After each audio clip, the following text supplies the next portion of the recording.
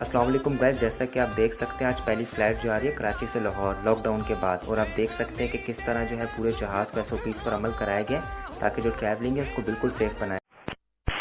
Appears to be turning left. We'll proceeding that, sir. We have lost engines. Confirm you are carrying out belly landing. Runway available to land at 25. Roger. Clear, Mayday, Pakistan 8303. Pakistan 8303, Roger sir. Both runways available to land.